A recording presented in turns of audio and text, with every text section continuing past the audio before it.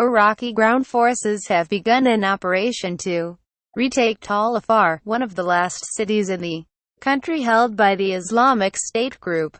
Officials say, in a televised speech announcing the offensive overnight, Prime Minister Haider al-Abadi said the jihadists had the choice between surrender or die. The army targeted Tal Afar after seizing Mosul, IS's main stronghold, 55 kilometers 35 miles to the east, in July. Tal Afar, which has a mainly Shia Muslim population, fell to as in 2014. It sits on a major road between Mosul and the Syrian border that was once a key supply route for the jihadist group. Anti-IS coalition forces estimate that between 50,000 and 100,000 civilians remain in and around Tal Afar. Iraqi warplanes have bombarded IS positions in the city for several days, in preparation for ground operations. On Sunday, Mr. Abadi, dressed in a black military uniform and standing in front of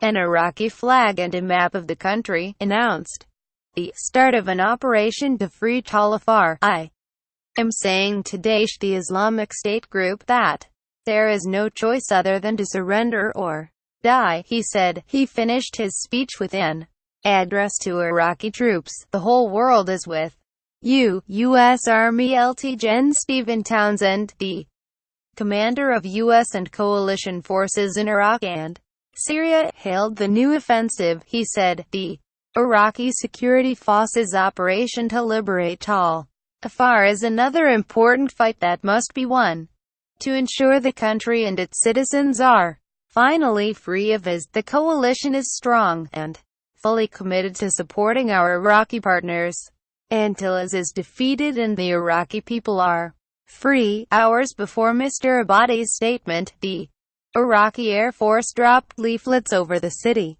warning people to prepare for the latest assault. "The battle is imminent and the victory is coming, God willing." The leaflets read, "Tal Afar is surrounded by government troops and Shia militiamen in the south, and Kurdish Peshmerga fighters in the north. The Iraqi Shia militiamen did not play a big part in retaking Mosul, a mainly Sunni city, but are far more active in Tal Afar." The last month, a senior Iraqi commander who once served as mayor of Tal Afar said there were between 1,500 and 2,000 militants and their family members left in the city. Majgen Najam al-Habori told Reuters news agency the jihadists were worn out and demoralized, and that he did not expect a fierce battle for the town like the one for Mosul, which lasted almost 9 months and took a heavy toll on Iraqi forces. He also